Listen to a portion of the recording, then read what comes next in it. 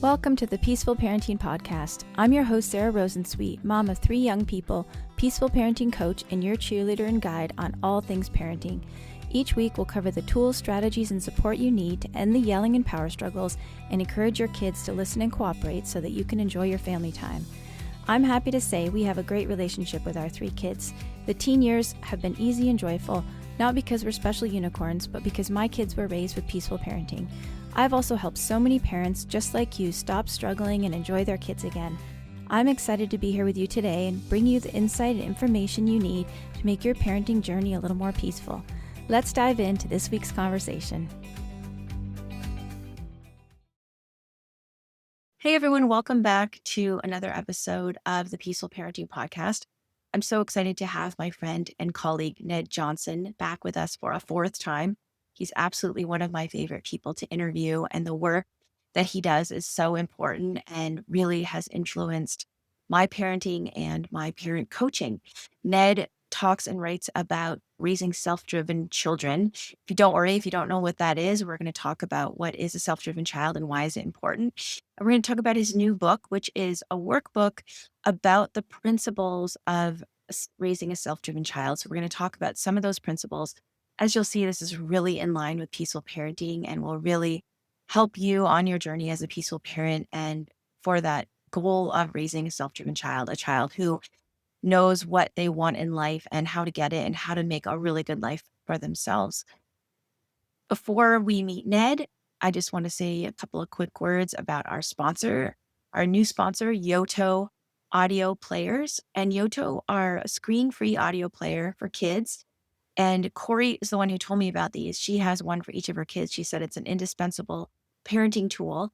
And what I love about them is that they're not connected to the internet. Nobody's listening in on your kids. Your kids can't get in touch with other random people or information that they might come across on the internet in other ways, even if we're really careful about trying to shield them from things on the internet. This is not connected to the internet, so there's no way that they can access anything on the internet. And also what I love about Yoto Player is it's screen free. So they're not turning into screen zombies watching something. They're just listening.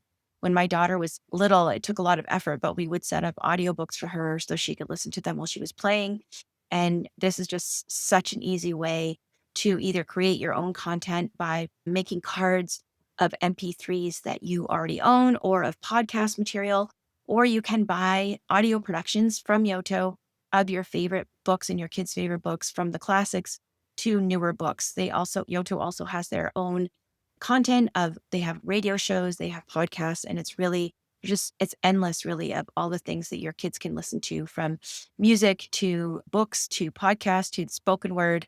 And I encourage you to check out Yoto at reimaginepeacefulparenting.com/Yoto. That's YOTO, reimaginepeacefulparenting.com/Yoto to learn more about the Yoto screen-free audio player for kids. Let's go ahead and get back to the podcast and meet Ned. Hello, Ned. Welcome back to the podcast. This is your 4th time on the podcast, and you've got the record again. Is that right? Oh, I'm so excited. I feel so special. Thank you, Sarah. I just love talking to you. The person that you've just moved ahead of was Lynn Lyons, who's 3rd, or she had been on 3 times, and the two of you are 2 of my favorite people to talk to. So I just keep inviting you back because you have so much Oh, wisdom to offer oh, parents. And I find myself sharing your ideas all the time in my work and using them in my life and sharing them with friends in my personal life. So thank you for the work that you do. thank you. I've had one opportunity to see Lynn present, and she's a dynamo. She's really great. I just love her. You two would get along really well. I So agree. yeah, Lynn, if you're out there and listening, let me know. We'll grab coffee. sounds good. I'll let her know. So let us know who you are and what you do. Sure. My name is Ned Johnson. My day job is I'm a test prep geek. I help students prepare for and battle a alphabet of standardized tests. So I spend a lot of time with teens. And the more fun part of my job is I am co-author with my friend and partner and scribe, Dr. William Stixrud, of 3 books, The Self-Driven Child, What Do You Say, in our latest book, The 7 Principles for Raising a Self-Driven Child, a workbook. And so we spend a lot of time thinking about kids and their loving parents and where do things go sideways and how can we help. And like you, just keep trying to share some of the things that we think will help parents be as effective as they want to be. And I love your new book. It's really Thank you. helpful. I think it's really it like kind of laser focuses the ideas in your first two books in a really concrete and digestible way. So thank you for Sure. writing it. Thank you. So just get people up to speed. What is the concept of raising a self-driven child? So the book or of the concept of just that itself? The Of the concept of, Yeah. what's a self-driven child So and so yeah. so I'll back up. So when we were writing The Self-Driven Child, Bill and I had been invited to lecture at a few schools about motivation and how to get kids to be motivated in ways that are healthy and workable and effective and sustainable. And we talked about sleep and technology and all kinds of things. And at the same time, we were like everybody who's connected to kids or education, looking at what seemed to us to be an epidemic of anxiety and depression and stress related disorders. And this was kind of mid 2010s.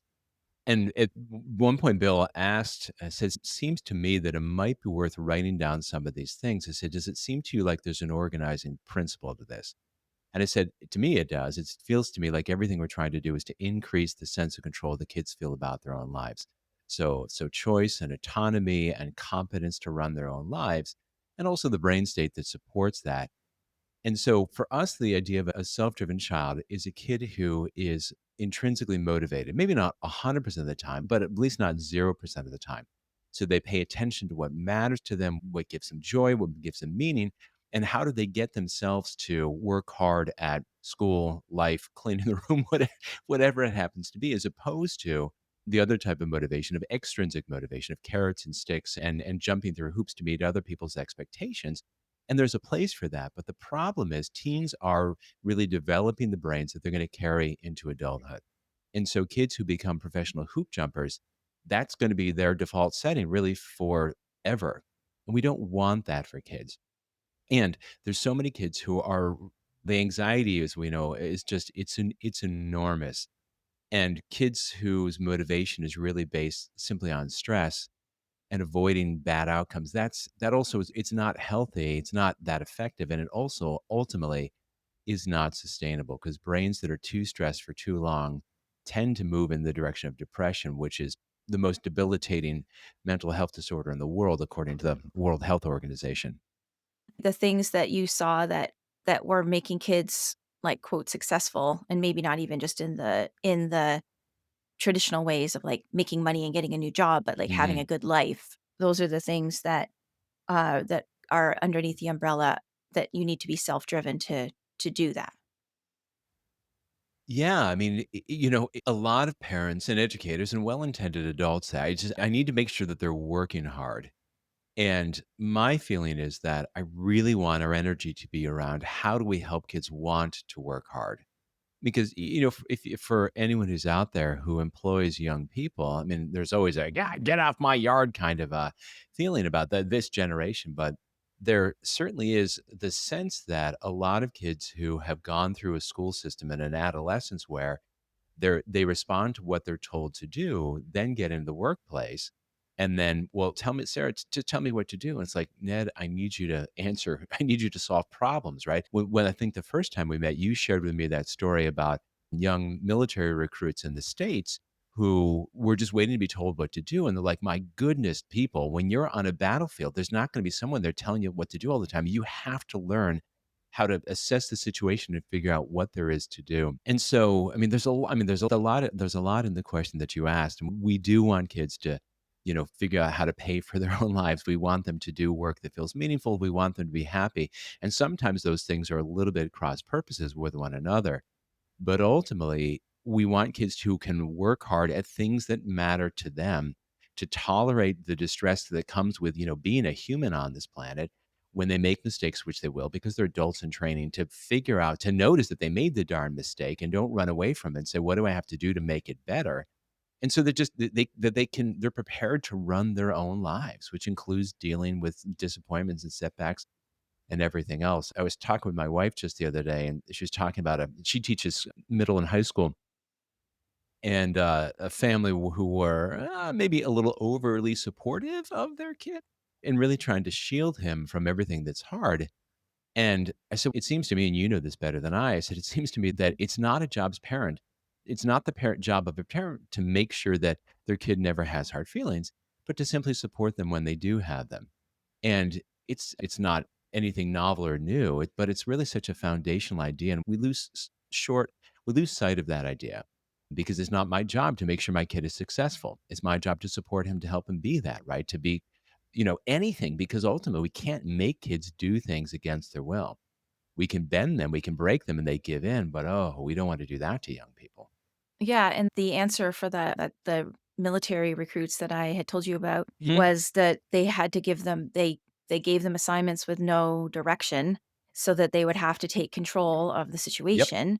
And, you talk a lot in your work about giving kids control over their lives, and that's really fundamental to the self-driven child, the child who works hard at things that are important to them or matter to them so that they build a good life for themselves. And yet, so many parents are loath to turn over that control to their kids. And you say, quote from your book, our own anxiety prevents us from giving them control despite the research. So maybe talk about that a little bit. Like, Yeah, I mean, it's as loving parents, we're wired to protect our young. We're wired to soothe them. And when they're infants, we have to do that because children who are not soothed, who don't, have a secure attachment, who don't feel protected, they end up really a mess, right? And they obviously can't feed themselves. They don't have credit cards. They can't reach the pedals yet. They can't drive, all these things, right? But as they go from infants to toddlers to children to teens, increasingly the things that they can do grow and grow. The part that's hard is they don't do it well. They make messes. They bash their cars into things. They make all kinds of mistakes is because they're figuring it out. And it's hard for us sometimes to watch that. And more importantly, probably more foundationally, they are going to make mistakes and disappoint themselves. They are going to say something and blow up a relationship with their friends. They're going to get not invited to a party when everyone else goes to Sarah's pool party and I'm the only one not invited, right? And they screw up things with their friends. They get someone breaks their heart. On it goes.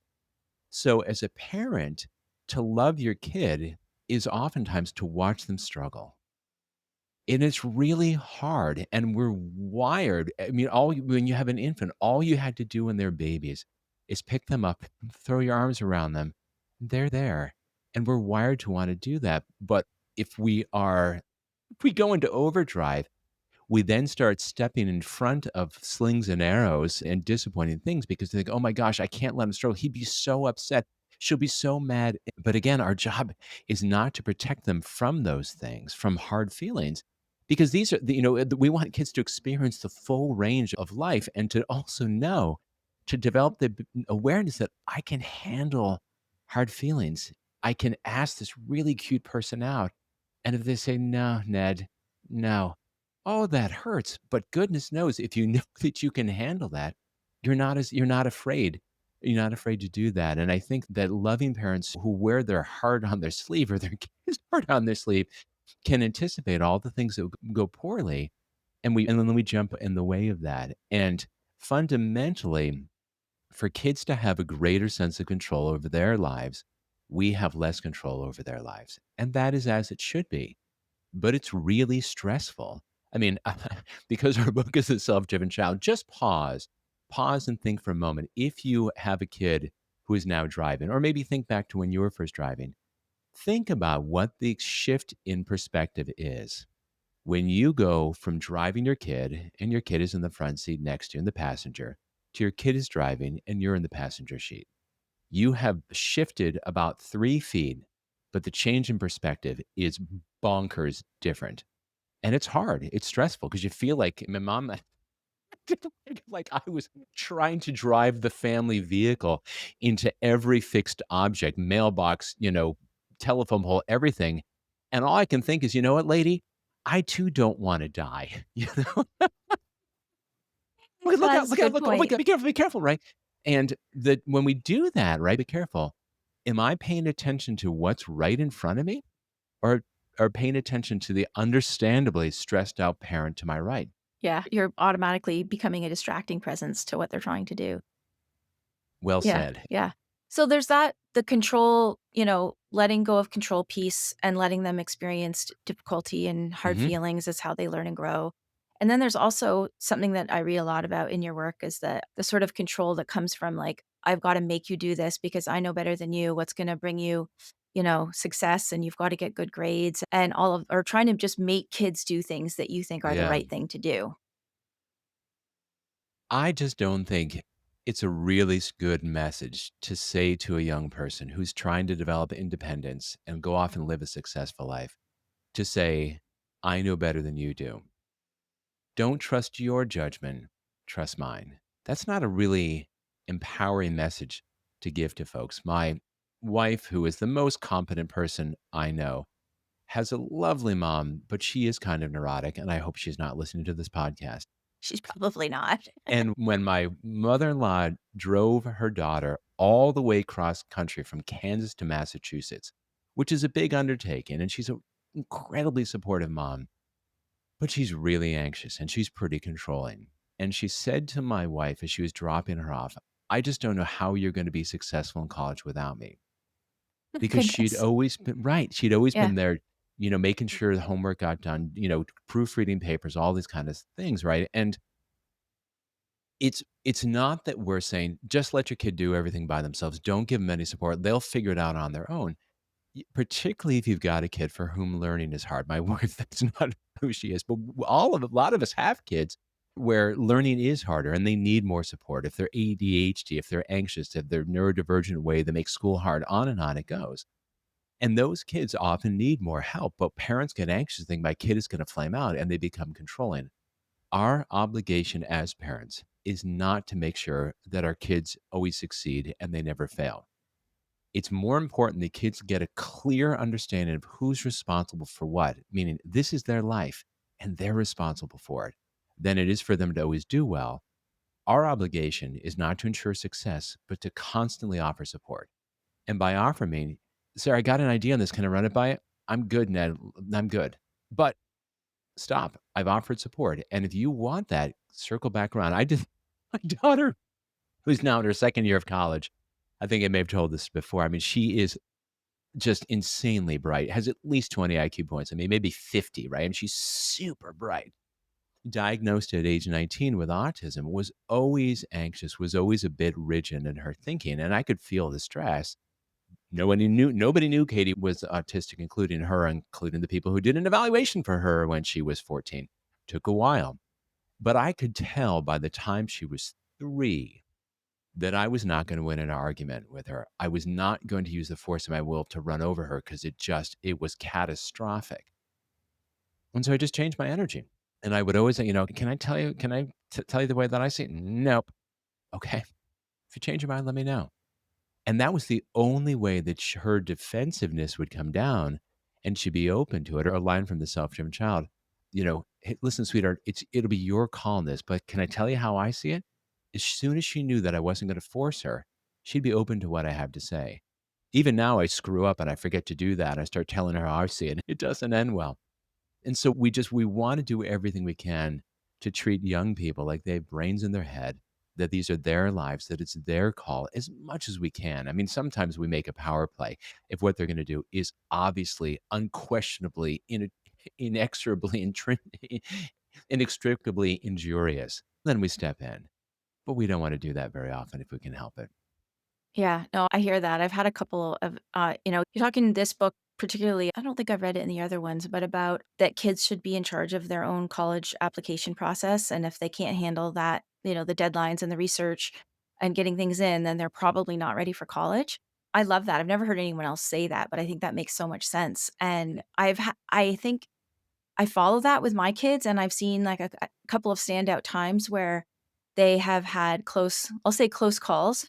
They've got like, I my got one to share too. my middle son is just finishing his 2nd year of university. We call it university in Yeah, yeah, Canada, yeah. Yep. Mhm. and my kids pay for their own university, which is possible because we're in Canada, that they can Yeah. pay for their own university, but because they pay Oh, for I it love that. themselves. Think about the ownership, right? Yeah, because they pay for it themselves, they're responsible for getting they make the payments, right? Like, it's Yeah, not even yeah, like, "Mom, I need the payment needs to be made by this date." yeah. The night before, what the close to the start of school not last year, the year before, I guess, my son called me, "Mom, my tuition payment is due tomorrow, and it says that I can't pay with" what it was like something like the payment take a few days to allow a few days for the payment to go through, "But it's due tomorrow, and they say if I don't get the payment in, I'm gonna be unenrolled," and, like, huge, Drama. panic Mhm. and drama, Mhm. and I was like, "Hang on, buddy, like, first of all, they want you to come and give them your money, right? They're not Yeah, gonna yeah, yeah, yeah, unenroll you on the yeah. day that the payment is due." So we kinda brainstormed, like, go to your call you know, go to your they're called colleges within the university, go to the college registrar and talk to them, and he was like, "Okay," but he was freaked out, right? Like, he was totally freaked out. He went, it was fine. They didn't say this, but they have a week's grace period before they start getting penalties. But that was, like, a huge lesson for him, right? In, like, paying attention to these things that he needed to pay attention to. And then just last week, my daughter, she's a bit late getting her driver's permit. She's just about to turn 18, but living in a big Mhm. city, don't really need your license that Right, much right, as they right, do in other right. places. So last week, she finally made a appointment for the test, and I said to her, the morning of the test, "Do you need to bring anything with you, like passport or your birth certificate or anything like that?" And she said, "Nope."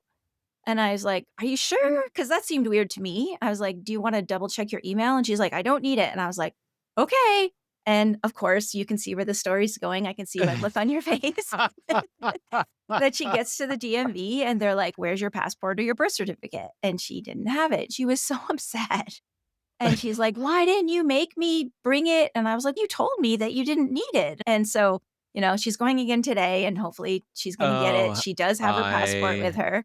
love it. I love it. And one of the things, and you know this better than do I, that it would have been so easy for you to anticipate these things and to step in front of them, right? We're back to where we started. And and with your son especially, that could have created more expense, more difficulty. Maybe you need to fill. I mean, it could have created more work for all of you, right? Fortunately, it didn't. But we parents, particularly, folks with more executive functions than I have, tend to jump in front of those things and effectively protect kids against natural consequences and then inflict upon them logical consequences. I think we talked about this a little bit before, right? Um, and I just love the way that you did that because you're there to help, but you're not acting like, it was your daughter's responsibility. It's her appointment, right? We talk about in our books about the 6-year-olds going, taking themselves to their own doctor's appointments. My son, who I should say that You did you say 6-year-olds? in 6 year, we talk about, this was if a friend who was in Finland, and it was a 7-year-old girl and a 5-year-old, and she says her little sister, "It's time for us to leave now. We have a doctor's appointment." And Okay. they walk out of I school and forgot they that walk anecdote. to their own Uh-huh. appointment, right? And maybe there was a community where there was, transportation was easier, wasn't a thing, but we act like we infantilize kids much more than I think is probably Yes. necessary. And your examples make me laugh because my son, who did not get his ADHD from his mom, I should, to be fair, does everything at the last minute. And his driving experience was he had a permit, but then was trying to get his permanent license. And he was home. We were we have this cabin upstate New York where my wife is. My kids, my wife spend the summer up there. So this was the last day before we were leaving, and so this is his one day to go to drive to the Department of Motor Vehicles. And so my wife said, she'd get up. I get up there, 8, get there early. It can take all day, right? He gets up at noon. He shows up there at like 3 o'clock and they close, or 3:30 and they close at 4. This is not good.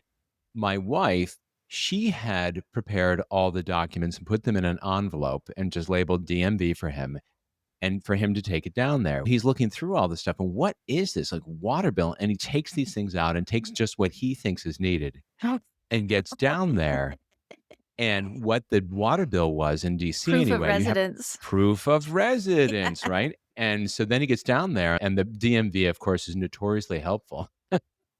I'm like, where's your proof of residence? Right. And he's like, I have my driver's license. Like, that's not a proof of residence. What do I need for that? Like a water bill, a utility bill. And he's like, oh my gosh. So he is now furiously texting me like I'm going to be able to leave work and the appointment that I'm in, go home, get this thing faxed and send him like, yeah, nah, right.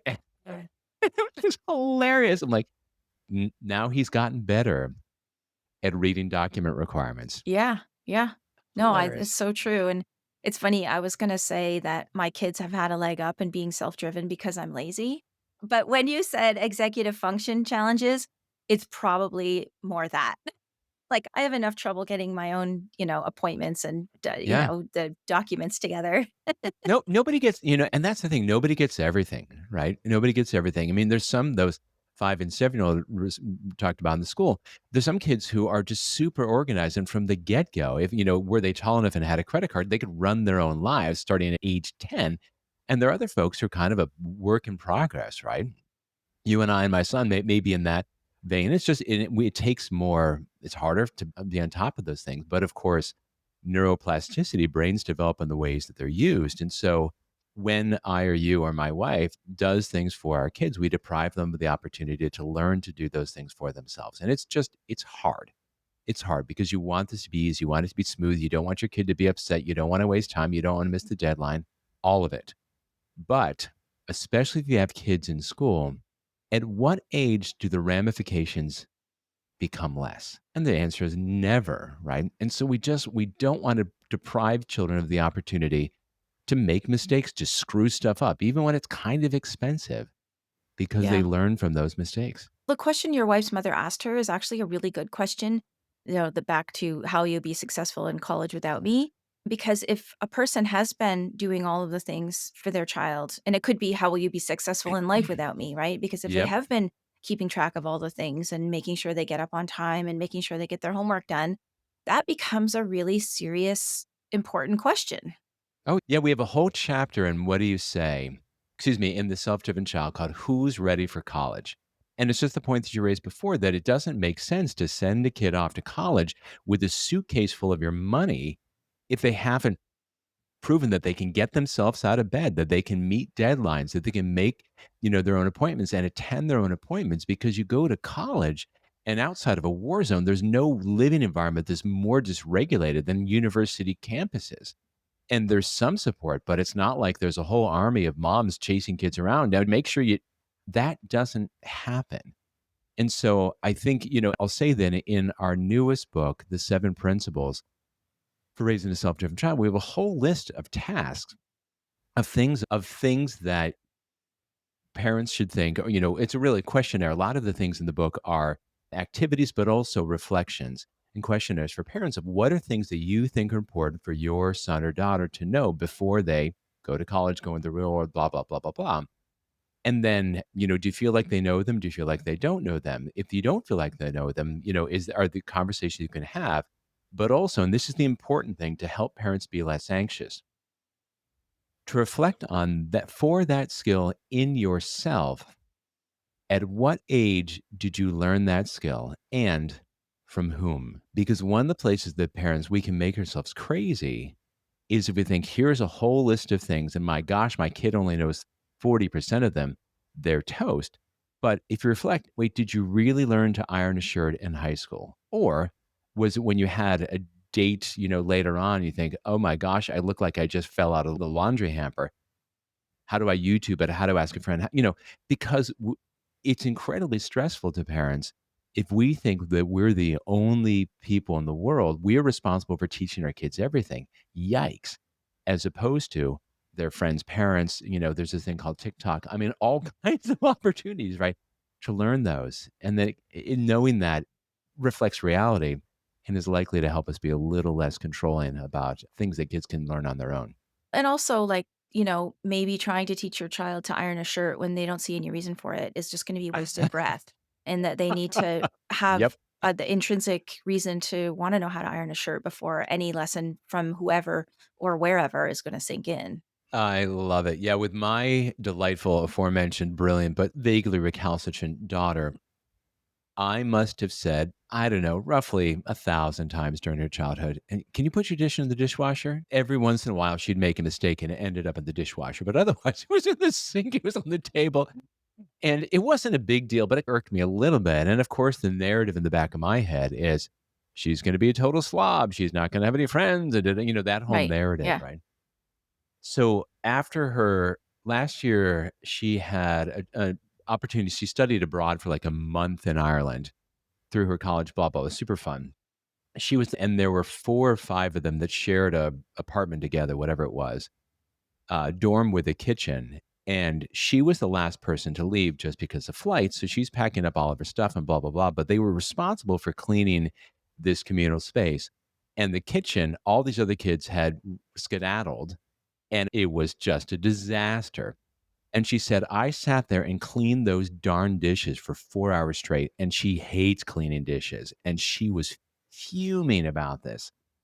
And she told this to us, to my wife and me, and she said, "I will never again leave a dish in the sink. I will clean it or put it in the dishwasher." And I go, "There you go." Yeah. There are so many ways for kids to learn, either When by direction or just their own anger. my husband's brother is about 6 years younger than he is, and, when husband and I were 21, we had our own apartment, and his brother came to visit us from across the country, and I remember calling my dad and saying, "I am so sorry for all the times you asked me to wipe the crumbs off the counter after I made toast and, put all the things," because all of a sudden, I had a 16-year-old living with me who wasn't, leaving his dirty socks in the living room. It's just all of a sudden, my dad's entreaties, just like I had so much sympathy for them. I love that. Yeah. All right, switching gears a little bit. Yeah. I told you actually, I'm not gonna go there quite yet. So, 2 of your principles, I think, are and you say this in the book, that there's a lot of overlap between the Yeah, principles and yeah, they, yeah. like, tie in with each other. The number 2, be a consultant, and then number 5, motivate without trying to be a consultant rather than a manager or a boss, Yeah, yeah, yeah. and number 5, motivate your child without trying to change them. And, one thing that you say this in the chapter on being a consultant, you say the self-driven child approach doesn't mean that you have no say in your child's choices, but if you start from a place of believing that your child wants their life to work out and that you can't make anyone do anything they really don't want to do, then I can't read my own writing here. Then changing the energy seems safe and logical. So, Hmm. with those concepts in mind, I would love to talk to you about uh, tech and screen time, which you Yeah, you yeah, talk about yeah. that a lot in your book. And, first of all, maybe just give a little sort of suggestions of how parents, because I have to say, I get the tech question more than Mhm, almost anything else these mhm, days. Like, really, mhm, quite honestly, how do I get my mhm, kid off the screens or off their phone? mhm. So, with those concepts of being self driven and not controlling, how do we approach kids in tech? Let's take a quick break to hear about the Yoto player. Yoto is a new sponsor of our podcast. I only promote products that I really believe in, and Yoto is a great product. I wish they were around when my kids were growing up. Yoto is a screen-free audio player for kids. It uses physical cards to play stories, music, podcasts, and other audio content, encouraging independent listening and play. You can buy the cards for your favorite books, from the classics like Charlotte's Web or Roald Dahl, or newer books like Captain Underpants. You can also make your own cards of podcast stories or music from MP3 files. Yoto also creates original content like radio and podcasts for kids. The possibilities for listening are varied and endless. Yoto also features a nightlight, an okay to wait clock, and other functions like white noise and an alarm. It's not connected to the internet, so kids can't go where you don't want them to go, and no one is listening in on them. And did I mention it's screen free? I learned about Yoto from Corey. Here's what she says. The Yoto Player is by far my favorite parenting tool that I've ever purchased, and I recommend them to everyone who has kids. They're an amazing screen-free audiobook player that have been an absolute lifesaver for teaching my kids to play independently. Both my kids carried their Yoto players around the house, listening to books while drawing, doing Lego, and even relaxing in their rooms before bed. We also take Yoto players everywhere with us, short or long car trips, sporting events, restaurants, and even doctor's appointments. On a recent vacation, their Yoto players got them through an 8-hour drive and were used every evening in our hotel to help my kids relax after very busy days. Yoto has an impressive and ever-growing collection of books you can buy and have absolutely helped inspire a love of reading in both my kids. Thanks for the first-hand recommendation, Corey. And I also just want to highlight that you don't have to buy their books. You can buy blank cards and record your own content. To learn more, visit reimaginepeacefulparenting.com/Yoto. That's reimaginepeacefulparenting.com/Yoto, YOTO. I hope you check them out, and I'm just so happy to have them on as a sponsor for the podcast. Let's get back to the podcast. It's a great question, and it's a complicated one, and I think you and I are probably all getting more questions about that since the enormous popularity of Jonathan Haidt's book, The Anxious Generation, right, which really puts a bullseye squarely on technology. If I may for just a hot second, though, the other things that are in that book that I think sort of everyone I think has distilled his book down, if we get cell phones out of the hands of kids, everything will be right in their lives, and we kind of let ourselves as parents and as educators off the hook, excuse me, in that he also talked about how we took away from children a play-based childhood. Right? Now, there's video games don't perfectly fit the definition of play in some ways because it is not as child directed. The games are designed to pull kids along as opposed to kids, pushing themselves forward, right? With play, it's a more active thing than a lot of video games can be. But around technology and a lot of other things for that matter, I've had for a long time had the thought in my own head that I don't want to have a worldview of how do I exert power over my children or anyone else for that matter. I want to have a worldview of how do I exert influence. In part because when you exert power, by definition, I'm seeking more control, and that will be the sense of control of the other person. And when you do that, those executive functions of organization planning, inhibition, cognitive flexibility, the ability to put things into perspective, which is important for, yeah, I don't know, gosh, mental health, all of those things go sideways. So if I'm trying to teach my kid, if I'm trying to get closer to them, if I'm trying to influence them, but I'm trying to make a power play, good luck, good luck. So around technology, if you want to have influence, part of it is you need to get buy-in. And so a lot of times parents keep saying, I tell them and I tell them and I tell them and I tell them and I tell them, I've told them a million times. I don't think the million and first is going to be the one that really makes a difference. And anytime we have the same fight over and over, it's always toxic to relationships. So there's a bunch to be said about, not having technology be available to kids at a very young age, but I'm going to set that aside and work on the assumption that the technology is already in a kid's hand. So from my perspective, if you want to have influence, you have to have buy-in. You want to start with things like understanding what do they get out of it. Don't treat them like they're idiots. Try to understand what is it they get out of it. Most kids, they don't want to give up their gaming, their social media, their phone, their whatever, but they also recognize there are some downsides to it. Bill and I have been lecturing of late to school systems, to high school students about creating a life that you want. And one of the questions we always end up talking about technology and sleep invariably. And a question that I've always put to kids is how many of you feel like you're on your cell phone too much? And typically about 85% of hands go up. The follow-up question is, how many of you feel like you're on your phone more than you should be? The same percent goes up. So to lecture children and teens especially about a problem that they already know is a problem, it doesn't work well at all. What you asked about in the chapter about motivating your kids without trying to change them, we got question after question from parents of how do I get my kid to? And when they act like they're trying to motivate them, but what they're really saying is, how do I change him? And we don't change people against their will. We use and we explore in this book motivational interviewing and how that would be applied to kids. And you can do this with technology as well. So to frame it up, we fall into telling kids, you shouldn't do this, you should do that, whatever, because we have a righting reflex.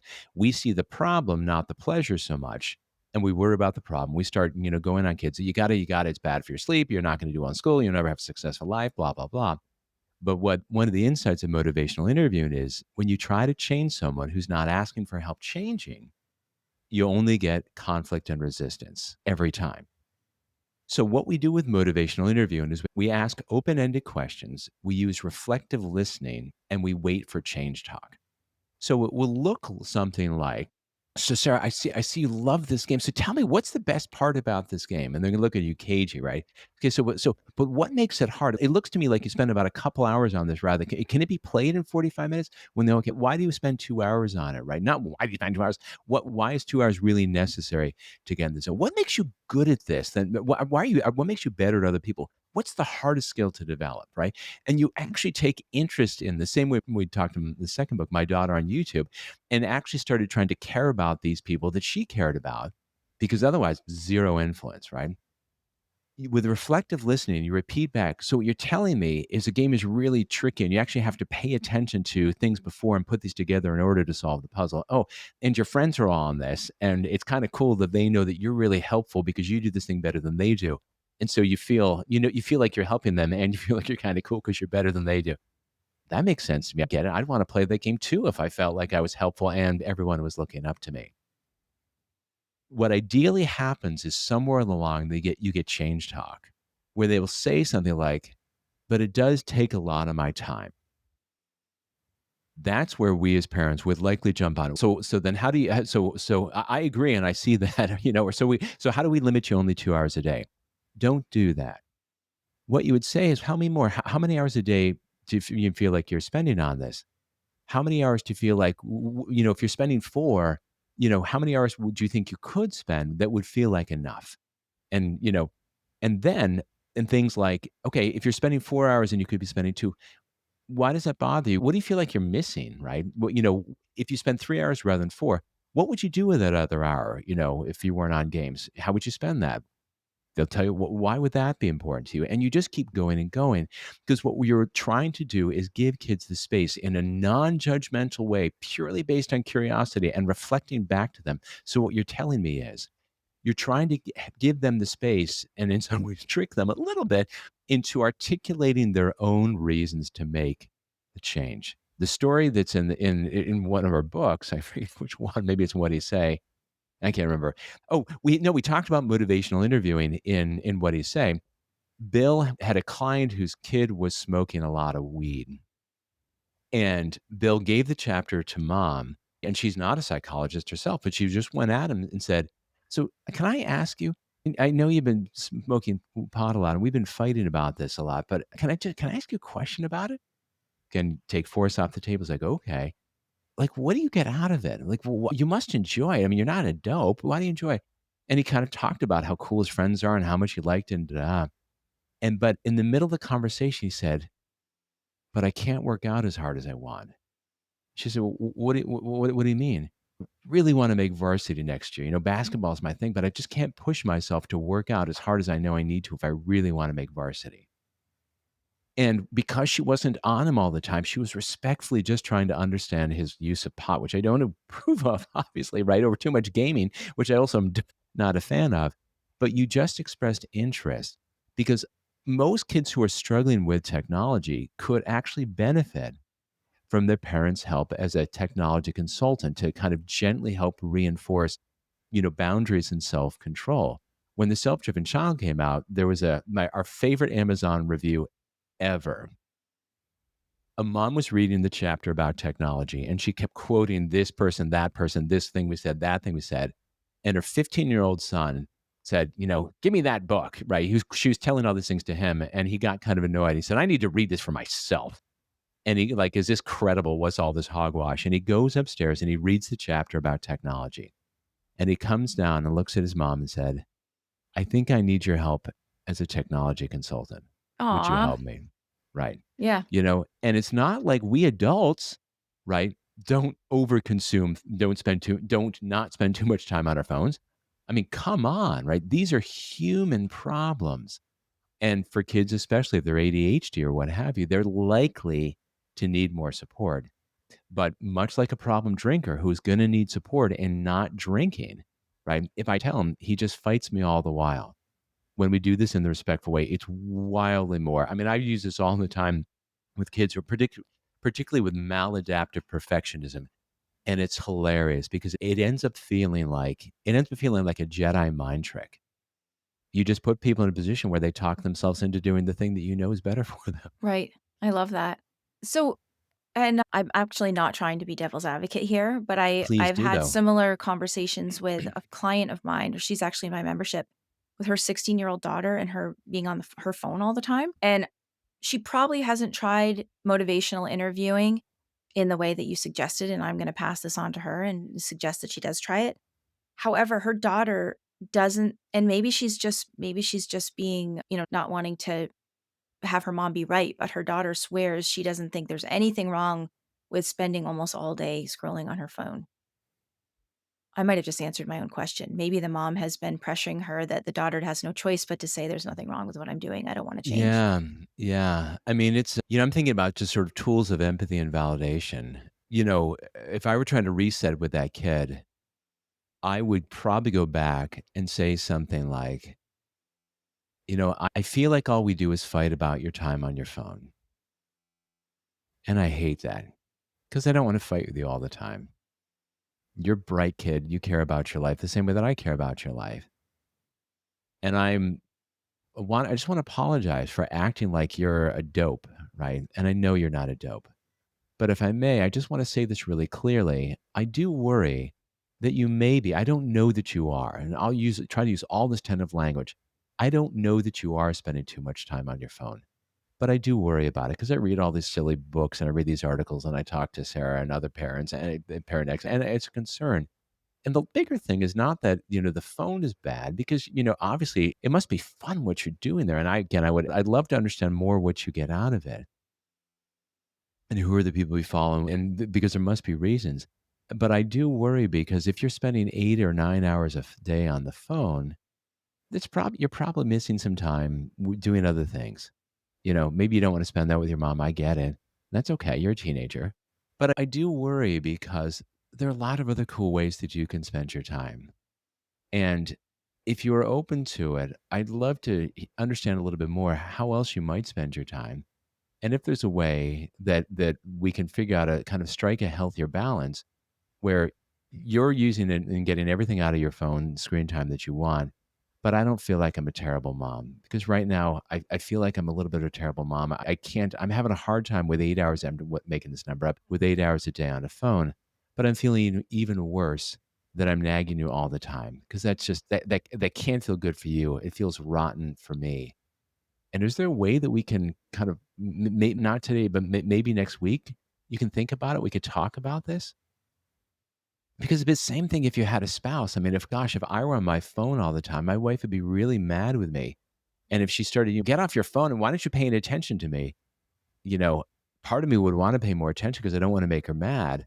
But part of me would also be like, if you're yelling at me and telling me I'm a jerk, do I really want to spend time with the person who's telling me that I'm a jerk, right? Or be bossed around. Feelings are complicated Yeah, that way. yeah. I also just have to, I mean, there are kids who are, there's screen addiction, right? And one of the questions you just put, does it feel like it's easier for you to stay on your phone than to get off it? Right. And just, and to take seriously that there's a lot of neurochemistry involved in this. Or do you find yourself spending time on, like I was asking those kids, or do you find yourself spending time on your phone when you actually kind of wish that you weren't? And you ask this not to in an inquisitorial way, but an inquisitive way. I mean, I do. I find myself picking up my phone, like, why am I doing that? Because it's addictive. I'm addicted to my phone. Yeah, Everybody who has a phone is pretty yeah, much addicted to a phone. There's just totally. a question of how well do you handle that. Yeah. Thanks, that's really helpful, and I'm gonna pat she'll be able to listen to you, listen to what you said. And for Um, what it's worth, if she's interested, I would always be happy to talk with her kid directly. Her kid may not any interest in doing this, but if I have a superpower, yeah, I think it's talking with kids in a way that makes them feel respected because I don't have a carrot. I don't have a stick. yeah. All my day for, I mean, 50,000 hours with other people's teenagers trying to help them want to do the thing that I think is probably in their own best interest. So, And I think kids can read that off of you. You don't have a control. You're not trying to get them to do anything. You're just trying to help them have the best lives that they can have. because of their lives. And that's what Yep. and that's what we're all trying to pick up from you, Yeah. right, as Yeah. parents. So, a similar I told you I had a case study for you, and believe it or not, that Oh, was not good. it. Okay. I And hope I pass. and this is actually a friend of mine who came to me with this question, and I might just read some of her question to you. And I think a little bit of it is similar to what you just said because it involves weed smoking, but there's also some more complicated things in her question, and I'm wondering how you approach this as a parent who wants to raise a Mhm. self-driven child. So her son is 15. He's ADHD and autistic and just Mm. finishing, I'm not sure he's finished first or second year of high school. He has a therapist and they are having issues with him smoking a lot of weed. And to try to uh, reduce that, they cut off his cash flow. But now he's gonna have a job for the summer, and somehow I guess he's still getting weed even though they're not letting him use their money for weed. But he's gonna have a job this summer, and now I'm gonna read, she said, "He has a job with our Parks and Rec department. We are all stoked for this, except he is being super explicit that he plans to use his job money to buy weed. I guess my question is, aside from telling him we don't want him to, how do we keep him from spending his own money on weed? It's a super shady situation where, as a minor, he meets up with a dealer and pays cash for God knows what. According to him, I'm being paranoid when I point out the potential problems with this. Anyway, I want him to figure out how to manage money, and he's expressed a desire to use it to buy new clothes, junk food, and to save for when he moves out the minute he turns 18. So she said, it is his money, but I also want to keep him safe and prevent excessive and problematic marijuana use. That Yeah. she worries about, she says she knows kids are doing it, but she worries about his lack of impulse control and his track record of holding up his room and getting as high as possible. She said he also, and I want to say he does have a therapist that he regularly talks to. But from a parental perspective, with this money question and Yeah, also yeah. the weed use, like, what would you say to her?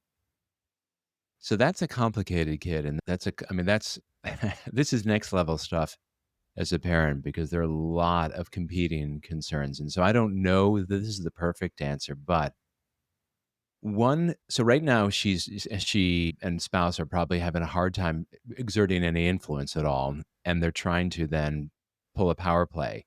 But in her question, she's effectively said, we don't have a power play on him. He has his own money. He can buy what he wants. You know, he's got this job. And to be completely candid, they're big kids who can figure out a way to get money even if they don't have a job, right? They can 100%. Yeah. steal on everything else. So one thing, I'd take a line from Ross Greene of The Explosive Child of what do you do with kids where you can't, you simply couldn't control them if you wanted to. And so what I might consider with this boy is to say, listen, you know that I have really worried about your smoking weed. But let me be really clear. There's nothing I can do about it. I can't keep you from using it. I can't keep you from buying it. I can't keep you from getting it from friends. There's nothing I can do about that. I know that and you know that. But I'm concerned about it and I'd love to have a conversation about it because I'd love to understand why you use it, not try to talk you out of it, but and I go back to that same script of trying to understand, you know, and she might even say, if she could use things that he's already said. So one of the things I think I understand from you, I think I've seen is that it makes you more relaxed because probably living with me makes you a little stressed, right? Probably part of life makes you stressed, right? Does he know that he's autistic? He does, and one thing I'll tell you what I told her, I said to help him lean into his autistic identity to feel more comfortable in his own skin, because she thought that part of the reason why he was smoking a lot of weed was to sort of just feel more comfortable, Yeah, yeah, and that she said that actually has been happening in the past year, that he's been a year ago, she said he would have said, "I would like to be neurotypical," and now she thinks that he sees that being autistic has also, yeah, that yeah, yeah, he's yeah, more appreciative of his own identity. And I also told her to work on connection, which I know is we haven't even mentioned that, but it's your first principle is put connection first. yeah. Yeah, the reason I thank you for that. The reason I asked about the autism is whether she really understands it or he understands it. He simply has a really difficult nervous system because he lives in a neurotypical world, right? And life for him is stressful because as bright as he may be, and he can figure out social situations, it's really cognitively demanding for most autistic people. And so that autistic burnout is real. And so I can imagine several things. One would be I know that that feelings for you are bigger and things are harder and you get kind of fried by, just daily life. And my hunch is you smoke weed because you feel more relaxed and it helps you feel recover, from whatever you put up with. What I'd love to know, not in replace of smoking, but are there other things that also help? And you just kind of an open-ended thing. I've been reading up about this autistic burnout, which I kind of got, but I really didn't understand. And so what I read listening read Devin Price, for example, is that for a lot of people who are autistic, for like every 2 hours in like social situations with other people, they need like 2 hours just by themselves, like in their own room recovering. Is that true for you? And a perfect world, he was like, you have no idea. And so a lot of times when you're just retreating to your room, you're just trying to recharge your battery because like life. Is that right? Are there ways that I can help so I don't so the that might be, I don't know, vaguely supportive or at least not driving you crazy? You don't have to answer me now, but if can you will you think about it? Will you tell me what are some of the things that because I treat you the way I think I would want to be treated. But of course, you don't have my brain and I don't have your brain. So I'm trying to use my intuition, but I'm seeing it through a neurotypical lens, and I'm not ADHD, I don't have autism, so I just don't know what it feels like to be you. I love But that. listen, I'm willing to change my steps however I can. And I'll say that with I did a podcast. Do you know Donna Henderson? No. Oh, you have to interview her. Okay. So Writing it she down. wrote a book called Is It Autism? Oh, is that where they go over the DSM and all of the Yeah. Oh, yeah, I have that book. I just didn't know her name, and I love that book. It's really She's good. amazing. So my daughter, if you'll indulge me, and this may be helpful to your friend. So my daughter, again, she's super bright, blah, blah, blah. Middle school is hard when, inside out one to inside out two, when colors went from, primary colors to technicolor, right? And it was hard. And she was full school refusal. In high school, she didn't attend as much as she did attend, and on it went. And she took a gap year and she comes down from she comes down from her bedroom and says, "Do you think I have autism?" And I looked at her and I said, "If you do, it's not obvious. Tell me more." I've been watching all these TikTok videos and they all seem to apply. I said, respectfully, we don't diagnose ourselves with TikTok, but let me ask Bill about it because he's clinical neuropsychology. So that's a really good question. So off we go, read her book. We meet with her. She does an evaluation. She says, Katie, sometimes these things are really kind of nip and tuck. It's hard to say. You clicked all 7 boxes. It wasn't even close. And my daughter is like floating off her chair because it feels exculpatory. She finally feels like there's a reason for the fact that things are hard Right. for me. She looks at me and says, "So, Rents, what are you thinking?" And I said, "I feel like I'm a character at the end of the movie, The Sixth Sense."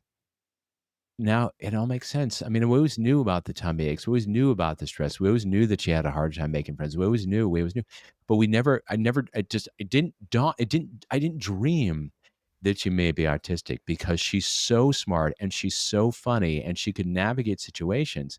But that didn't mean that inside there wasn't an internal wear and tear. Right. So I would suggest that if your friend has not yet read it, is it, Unmasking Autism by Devin Price is brilliant. Is It Autism by Donna Price is brilliant. And there's a new book out, relatively new book by Peter Vermeulen, who's, I guess he's Dutch. He's one of the world's foremost authorities on autism. And he has a book called What Really Works with Autism. And it's mostly about communication. So I got this book. I'm making my way through it. I just left it out. My daughter read it and she came right to my wife, my son, and me, and said, "I want to tell you guys this," and simply explain to us that when she's upset, what we really shouldn't do because it just puts, fans the flames. What not to do and what to do when she gets upset, she becomes nonverbal and she just shuts down. Please don't do these things. Please do these things. And it was curious because this was something you and I talked about a while ago when she would come home. Maybe this works with your friend's son. When she would come home from school and she was just whatever was going on, you could see it was just storm clouds all across her brow. And I'm wired to be a helper. I wanted to help. I wanted to know what was going on. I wanted to do anything I could. And I'm like, are you upset? You know, is there something I said that I misfired? Shake her head, right? Is there a way that I can help? Would shake her head. Oh God, that's a hard place for me to be. I can see she's up. There's a way that I can help. I'd ask like one more question, and I'd usually get either a shaking her head or a shoulder shrug. Is there something I can do? She just shrug her shoulders, which basically means, yeah, but I can't tell you. Right, or And I as don't know what it is. I don't know what it is. And so what I'd say to her was, because I wanted to validate, I didn't want to run away from her, but I also knew that I couldn't press in that moment wasn't helpful, it was making it worse. I said, "Listen, I can see that you've had a day and you're really upset about this, and I want to help any way that I can. But I can also see that you're not sure what to tell me or don't want to tell me. And that's cool too. Is it okay if I circle back around in a half an hour or 40 minutes and just to check in and see if there's anything that comes to mind?" And get this little nod of her head. And I would go downstairs. And if I said 40 minutes, she'd bound down the stairs in 30. If I said 30, she'd come down in 25. Clouds lifted, smile across her face. Not once did I ever learn what it was she was upset about. Not once. And so I have the instinct that your friend's instinct is she's trying to help and she may be leaning in it and trying to ask more and trying to give them and she may just be leaning in a little bit too much. I have a last piece on this of a friend who has triplets and situations not dissimilar from your friend's son. Really complicated divorce and all. It's an estrangement. And I said to her, for her, this one child who's just the most sensitive among them. And I said, if I may, I would think about your interactions with him like you're trying to domesticate a feral cat, which we did when I was in high school. And you put food outside and you come within 10 yards of them. And then you bring up food another day. And then you leave the sliding door open if the weather's good. And you put the food inside and then they come inside and you never reach for them. But it's basically just, I'm here, I'm here. And eventually the cat will come up to you and you just sit there in a chair and don't make much movement. They'll eat the food and they'll come up and they'll rub their back along your leg. You can't reach for them. And you do this over and then eventually put your finger down and they'll rub it. And they want to be in your lap. They really do, but they're afraid. And so this boy, likely, I don't know, he's using weed as a way to equilibrate, to take stress out of his nervous system because he doesn't know what else to do. Yeah. And chances are this mom who loves him enormously and is worried is trying to figure out a way to either restrict him to get him to stop, which I don't think will work, right? Or to talk him out of it, which I also don't think will work. And the more she gives him really good reasons not to smoke weed, the more he, I'm guessing quite bright with a brain that works really fast if he's ADHD, argues 16 other reasons why. Oh, so here's what she should do. In that chapter that you ask about, how do you motivate my kid without trying to change them? There's an exercise, and parents can try this for anything. And what you do on one side of the issue is you write down all the reasons why your kid already understands that he should clean his room, be nice, work harder and get better grades, not smoke weed, not do whatever, right? And you all the things he already knows. It's not good for your brain. It's kind of expensive. Mom and dad don't approve. You could get arrested. You'll never go to college. You could get addicted, right? It'll screw up your testosterone. You'll never have children. You get something that's laced. You fall in with drug dealers. You can end up in jail. Lots of reasons. He's not an idiot, right? And then on the other side, you write down all the reasons all the feelings that he has of why he smokes. I feel more relaxed. I feel funny. I don't have anything else to do. I feel weird in the skin. I'm not like other people. It helps me forget my problems. All the reasons, all the feelings you can imagine of why he feels like I feel like a badass, right? I get to be a rebel. I'm doing this thing my mom and dad told me not to do. They told me I'm going to die. I haven't. It makes me feel invincible. God knows I haven't spent a lot of time thinking about smoking weed, but I'm sure there are feelings there. And when you make a list of a dozen things on one side that are all true and valid and important, and you make a list on the other side that are also valid, even if they're not true, they're valid and intense, you can understand why that kid is stuck. Yeah. Yeah. That's really helpful. And going back to the books you mentioned, it's funny because I mentioned to her that he might wanna read Devin Price's book, Yeah, Unmasking yeah, Autism. yeah. And also, I don't know if do you know Megan Anna Neff, Dr. Megan Anna Neff? No. Oh, wait. She Yeah, she has a book called Self-Care for Autistic People, yeah. and that was another thing I recommended to her 'cause I had forgotten until you started talking that I had said that it was probably a lot of the, trying to decompress because of the world being so much more intense for somebody who's autistic. So, I will double down on that with her, and she'll hear what you said, and that's really And the thing helpful. that's so hard in that is that I watch my daughter have what to me feels like a really big reaction to something that's really small. And I have to fight all the time because that in the part of my brain so the my voice in my head is like, "Oh, come on. It's not a big deal. Right. Oh, come on. It's not that big a deal." And it's never it's not true because it's a big deal for her and it's not a winning play. And so, yeah, if your friend gets the chance to read or, certainly that book, but also our exercise on connection that's in here because it's so nothing good, nothing that she is trying really hard to do to help her son. And I'm sure that this is as hard for her as it is for him. Nothing that she's trying to do will she be effective if the connection with him is weaker rather than stronger. And so I would start with chapter 1 about connection, then to your point, go right to chapter 5 about how to motivate without trying to change him. Because, I mean, he's got a complicated brain. Yeah. There's no Yeah. there's no way around it, which makes communication with him complicated. There's no Yeah. way around it. For sure. Thank you so much. I'm just before we go, I'll ask you the question that now this is your fourth time hearing it, which is if you could go back to your younger parent self, what advice would you give yourself? My younger parent self, I forgot the question. I'm always curious to hear if folks give the same answer they've given in the Yeah. past. Let me just think about that one for a moment because it's been a little while since I think I would have been more curious. I'm thinking about my daughter, and I've been in tears several times as you see her just thinking about this character. I wish I had been more curious about why the things that were upsetting to her were upsetting to her, you know? I mean, I'm a pretty as dopey American dads go, I'm pretty sensitive to her stress, and I'm pretty nurturing. But one of the things that would happen is when she gets upset, she goes pretty nonverbal, and when I'm upset, I do the same thing. I just go to my cave and I just kinda stew, and it's not helpful, and I'm working really I continue to work hard on it. It takes a lot to sort of get me into that place when I'm there.